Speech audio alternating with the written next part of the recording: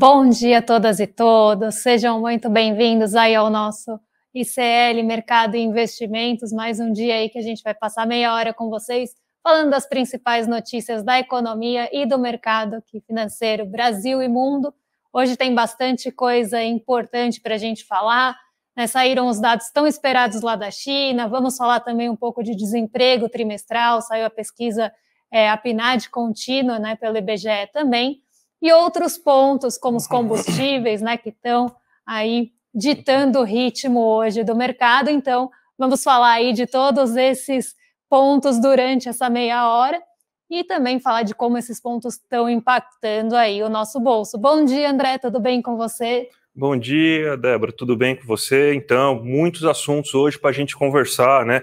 Esse anúncio da Petrobras, esse reajuste que foi até inesperado, você teve os dados da PNAD trimestral aí mostrando que a disparidade ainda entre pessoas pretas e pardas continua elevada em relação às pessoas brancas, você tem a situação da China como um todo, então, muito assunto para a gente conversar hoje, muita pauta para a gente trocar ideia. Então vamos começar já o nosso debate hoje. Vamos aqui colocar até a notícia que saiu no nosso site aí, lembrando que todas as notícias que a gente tem aqui, a gente sempre vai pautar a partir do icleconomia.com, né? Porque é lá que a gente faz as nossas análises. Então, Débora, China, mercados asiáticos acordaram mal hoje de novo. E por que aconteceu isso? Pois é, André, hoje mais um dia aí de mercados turbulentos lá na China. A gente até teve um comportamento, né, que a gente chama de misto lá na Ásia. Por quê? A gente teve notícias, inclusive, mistas da China. Ao mesmo tempo, né, que a China trouxe os seus dados do varejo e também da produção industrial abaixo do que se esperava, né, a gente também teve o corte dos juros, que o André vai falar depois. Então, esses dados foram recebidos de uma forma mista pela Ásia. Então, quando a gente fala misto, né, eu acho legal explicar para vocês, porque isso é um jargão de mercado bastante usado. Quando a gente fala que os dados foram mistos, ou que o comportamento do mercado foi misto, é porque parte foi recebida bem e parte foi recebida mal, e no comportamento ali, por onde andam, né, para onde vão os indicadores, os índices, quando a gente fala misto é porque um subiu e outro desceu, então não foi um comportamento único. Né? E hoje foi o que aconteceu na Ásia. Né? O Nikkei 225, como vocês podem ver na tela aí, o Nikkei 225, ele foi para cima hoje, então ele acabou ficando positivo, mas o Xangai Composto ficou perto da estabilidade, ficou ali próximo de zero, mas em leve queda. Então, a gente teve esse comportamento misto entre dois indicadores bem importantes da Ásia, o Xangai Composto da China e o Nikkei 225 é o principal índice do Japão, né? Então, a gente teve esse comportamento mais misto. Por quê? Né? Falando de produção industrial e dados do varejo, né, eles ficaram abaixo do esperado e também mostraram desaceleração no acumulado em 12 meses e acabaram também tendo ali dados mais fracos na comparação anual. Vamos colocar aqui na nossa tela os gráficos da China. Vamos começar pelo varejo para você conseguir explicar e deixar bem mais exemplificado para todo mundo? E para quem não estiver vendo, né, estiver só escutando, aqui na tela a gente está projetando os dados anuais de vendas do varejo da China, que são os dados em comparação ao ano anterior. Então, a gente tem aqui, né, um pico de 18,40 ali no meados do ano, né? Esses dados são bem esperados na China, pessoal, porque desde que a China reabriu, né, então começou ali a reduzir as suas políticas de Covid-0, o mercado tem muita expectativa que a China ande, né, que a China volte a ser ali um motor da economia global. Então esses dados são muito esperados justamente por isso. Então a gente tem ali 18,40 em relação ao ano anterior, que são quando essas restrições começam a cair, né, e começa a ter uma maior abertura. Em relação ao ano anterior, em julho, ficou em 2,5%, a expectativa, a projeção do mercado era 4,5%, então ficou abaixo do esperado, a venda no varejo, né, os dados da venda no varejo ficaram aí abaixo do esperado e a produção industrial também. Né, então, se a gente for ver aqui no gráfico também, é projetado aqui na tela, a gente tem o gráfico aí dos últimos 12 meses da comparação em relação ao ano anterior. Então, a gente tem um pico exatamente também em abril, mesmo mês dos dados do varejo que a produção industrial aumentou em relação ao ano anterior, mas agora em julho de 2023 ficou em 3,70. Então isso mostra que teve sim um crescimento em relação ao ano anterior, mas com uma desaceleração quando a gente compara principalmente acumulados, né? O acumulado ele é muito bom para a gente ver como é que está em relação ao ano anterior também a aceleração e desaceleração dos setores. Os dois tiveram desaceleração, então ficaram ali com, né, um acumulado menor do que o do mês passado. Então isso mostra que está crescendo, mas em um ritmo menor. Na verdade, em relação ao mês passado, foi até um volume menor acumulado. E ficou também abaixo do esperado, também era esperado uma alta de 4,5, ficou em 3,70. Então isso mostra que a China está com algumas dificuldades ainda em conseguir tracionar mesmo sua economia como o mercado espera, como as projeções esperam, até porque a gente tem uma dependência bem grande, como a gente sempre fala aqui, do mercado global em relação à China. Então, aí a China está, né, logo depois que saíram esses dados, a China já está com alguns pacotes de estímulos lá na economia, e aí eles lançaram mais uma notícia em relação aos seus estímulos, que foi o corte dos juros por lá. André, se você puder explicar um pouquinho para a gente como foi isso?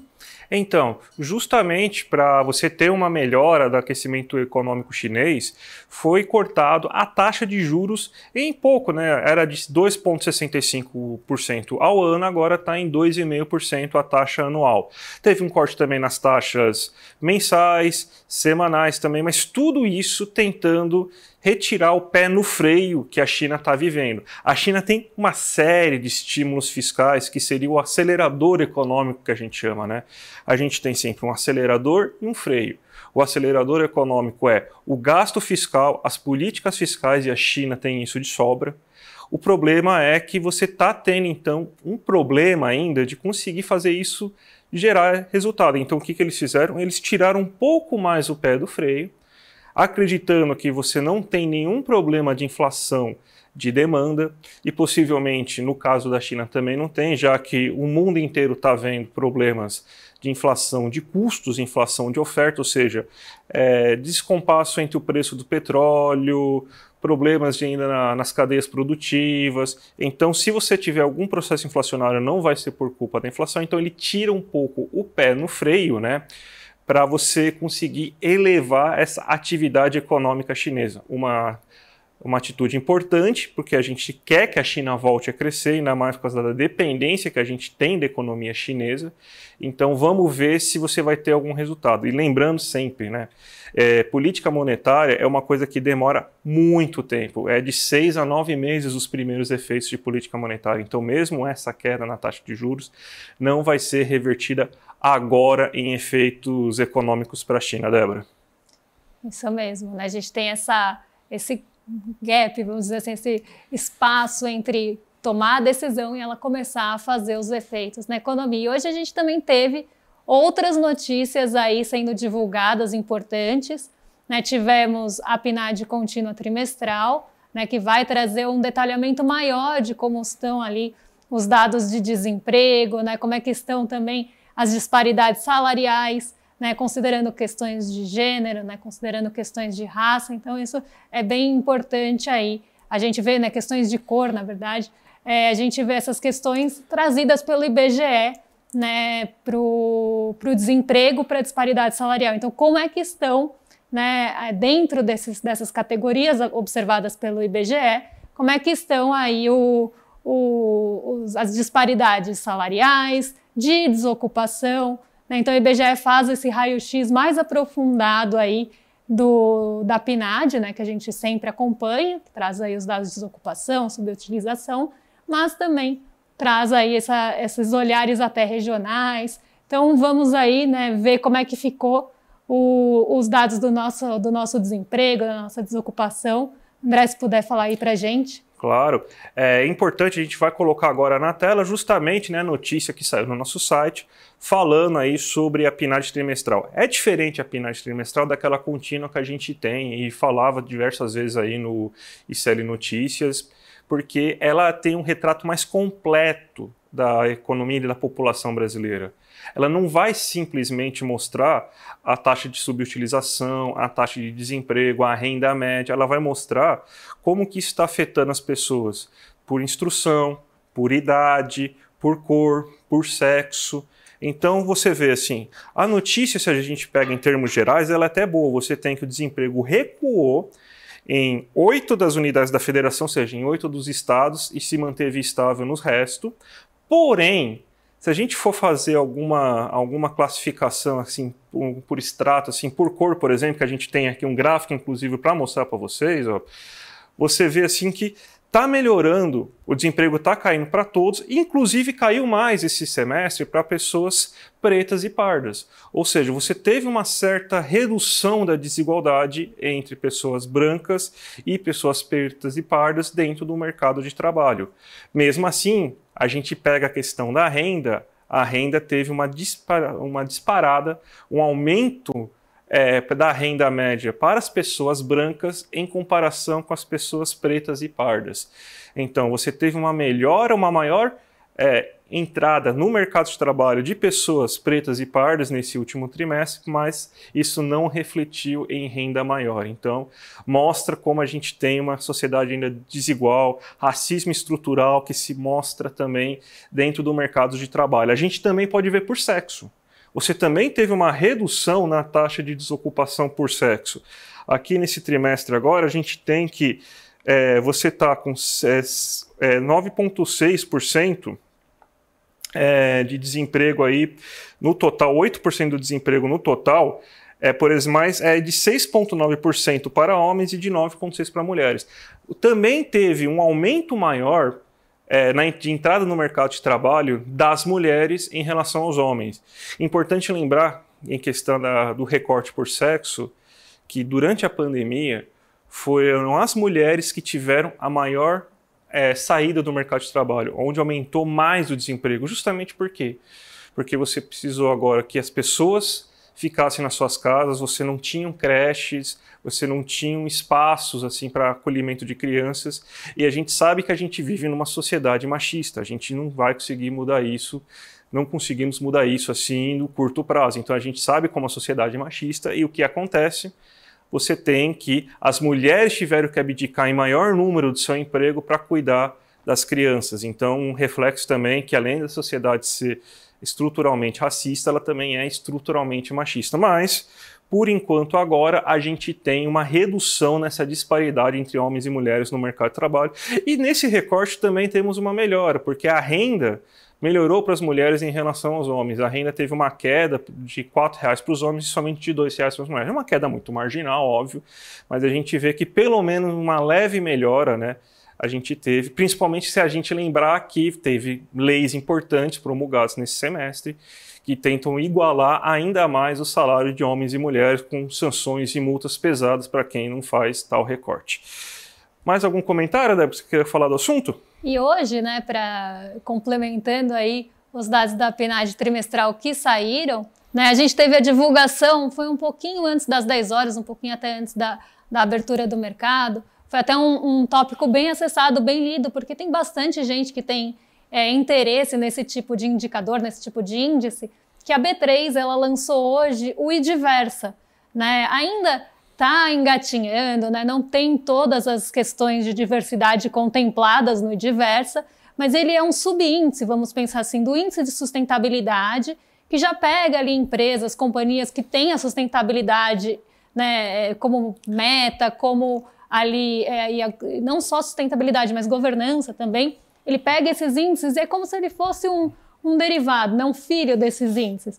Então, dentro dessas empresas que já têm a sustentabilidade como pauta, agora a gente tem o IDiversa, né, que é um índice da B3 que vai tentar juntar, né, consolidar ali as empresas que têm medidas e que tomam medidas para trazer ali mais igualdade de cor, mais igualdade também de gênero dentro da empresa, né? Então as empresas que têm esse tipo de política, né, que têm pessoas empregadas, têm mais diversidade dentro do seu quadro de funcionários, vão poder compor o IDiversa, né? Como eu falei, não são todas as questões de diversidade que estão ali contempladas, mas a gente já começa a ter um olhar para isso, né? Então o Ediversa ele vem nesse sentido. Hoje a gente tem 79 ativos e 75 companhias que estão aí para serem listadas no Ediversa. Então a gente vê que o mercado ele começa também a ter esse tipo de recorte que antes a gente não tinha. Então a gente está engatinhando ainda, é uma coisa nova, precisa ser melhorado sim, porque a gente sabe, né, que se a gente for olhar o quadro de funcionários de uma empresa, de uma companhia, a gente pode ter uma diversidade, mas como é que estão os cargos, né? Como é que são os cargos de diretoria dessa empresa?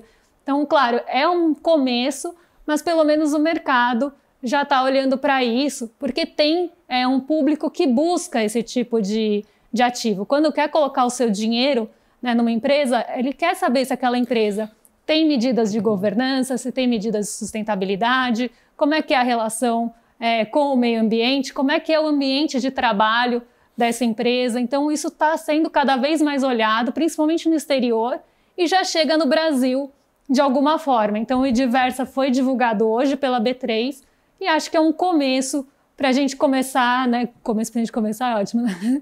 Mas é um começo para esse olhar aí mais diverso das empresas e que as empresas sejam também incentivadas a cultivar um ambiente corporativo mais diverso e também em outras pautas, né? Não somente em alguns momentos comemorativos, como a gente vê, né? Nem comemorativos, mas de luta, que essas empresas aparecem. Espero que elas realmente promovam essa diversidade no quadro de funcionários e que elas passem a querer compor o Ediversa. Então, hoje temos aí algumas empresas. Quem sabe a gente consegue expandir isso ainda mais, né, André? Exatamente, um tema extremamente importante, né? E você falou da Bolsa, né? Então, como que acordou nosso mercado? Tivemos apagão, mas parece que o apagão não deu efeito aí na Bolsa, né? Exatamente. Hoje a nossa Bolsa acordou mais animada. Então, depois de 10 sessões consecutivas de queda, hoje o mercado acabou aí ficando mais para o positivo aqui no Brasil. Isso porque a gente tem a notícia dos combustíveis que veio muito forte na abertura do mercado. Então, antes mesmo da Bolsa abrir aqui no Brasil, lá em Nova York, né, já era 9 horas da manhã ali, a ADR, que é a ação negociada, na verdade é um recibo da ação negociado lá em Nova York, já estava em alta, né? O recibo da Petrobras, a ADR da Petrobras já estava em alta de mais de 3%, antes da abertura do próprio mercado. Isso foi no pré-mercado, que a gente chama. Então, a gente já via, né, ali um indício que nossa Bolsa poderia abrir em alta por conta da Petrobras. E foi o que aconteceu. A Petrobras está em alta de mais de 3% aqui no Brasil também, porque a gente vê esse reflexo da alta dos combustíveis que o mercado tanto esperava. Eu falei ontem, né, o mercado já esperava essa notícia de aumento dos combustíveis, já era uma pressão, inclusive a Petrobras vinha ali com sentimentos mistos, né, do mercado esperando, mas com incerteza. E como eu falei, né, nem sempre o que o mercado espera é o melhor para a gente, e a gente vê isso se concretizar hoje. Então, a gente vê esse aumento de 41 centavos, né, no preço aí, dos combustíveis, e isso acabou tendo aí um impacto na Petrobras, porque aumento de preço, eles já pensam, aumento de preços, aumento de lucro, aumento de dividendos, então vamos entrar nessa empresa. Então hoje a gente vê esse aumento aí de 3% na Petrobras por conta disso. Né? E aí, como é que isso deve bater, né? Deve bater na inflação, não deve? Como é que fica isso, André? Não, com certeza vai acabar batendo na inflação, né? Porque se a gente pegar que os combustíveis, principalmente a gasolina, ela é um dos principais componentes inflacionários do IPCA, né? É o subitem individualmente que mais impacta no IPCA. Então você teve um aumento considerável, o aumento de mais de 16%, né, 41 centavos, para o diesel de 78 centavos, né, um aumento de mais de 25%. E você começa a criar algumas preocupações, né, porque foi anunciado o final da PPI, e por 81 dias, se não me engano, foi a última data do último reajuste, né, você tem então que não teve reajuste mesmo com pressões de aumento de combustíveis indo lá de fora. Agora o mercado parece que reagiu, esperneou e conseguiu fazer meio que na marra um aumento do preço do combustível. Isso me preocupa porque o PPI não acabou. Se o PPI realmente acabou, você não deveria ter esse tipo de preocupação.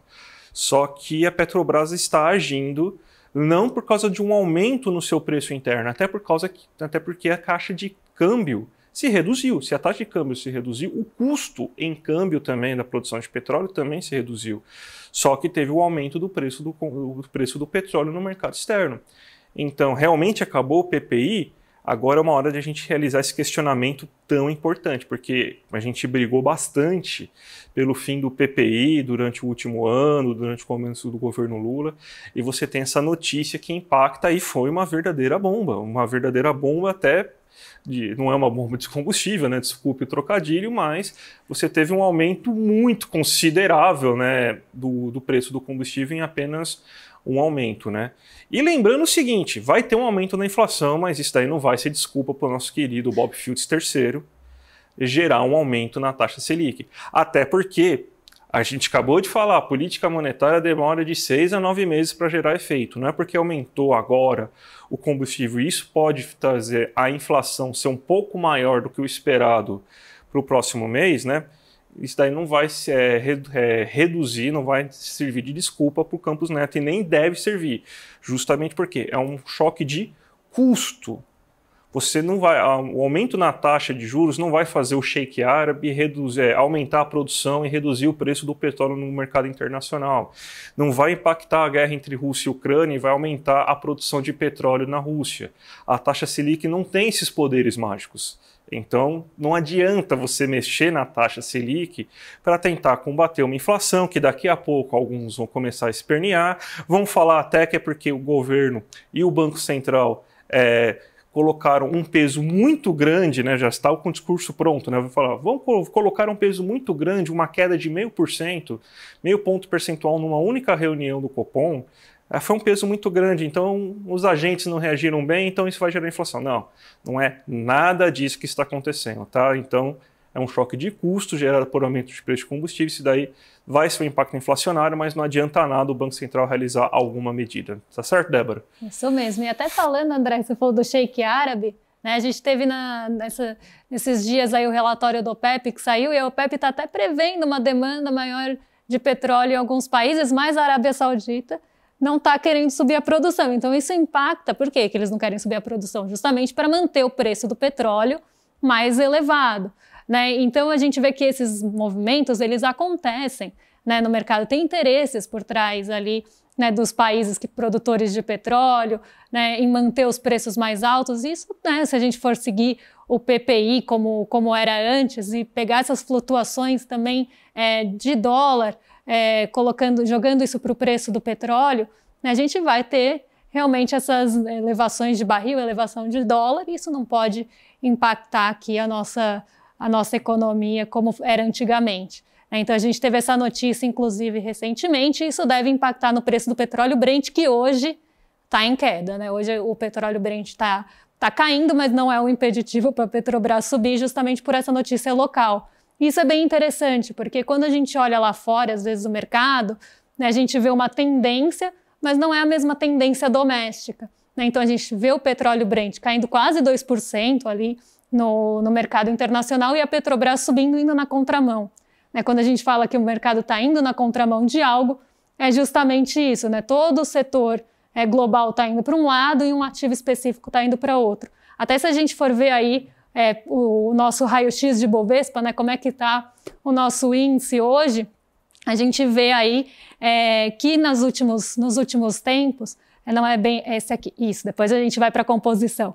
Né, nos últimos tempos a gente vê uma sequência negativa aí de 10 quedas do Ibovespa, e a gente está vendo a mídia falando, foi a maior sequência de queda dos 30 anos, né? Eu vi algumas notícias nesse sentido, mas eu acho que vale a pena a gente falar que é uma sequência de quedas, mas não é a maior queda do Ibovespa em 30 anos, tá? Então, por mais que a gente tenha tido uma sequência de quedas aí de 10 quedas consecutivas, hoje não sabemos se vai ficar positivo ou negativo, temos fatores jogando para cima e fatores jogando para baixo. Agora o Ibovespa até perdeu o terreno positivo, já está estável, mas, né, quando a gente vê 10 sequências, maior queda em 30 anos, parece que o Ibovespa derreteu, e não foi o que aconteceu. Porque essas quedas elas foram pequenininhas, né? Não foram quedas expressivas. Só ontem caiu 1,06%. Nos outros dias, os ajustes foram mais pontuais. Então, acho que vale a pena também falar sobre isso, né, que as notícias às vezes parecem um pouco sensacionalistas nesse sentido.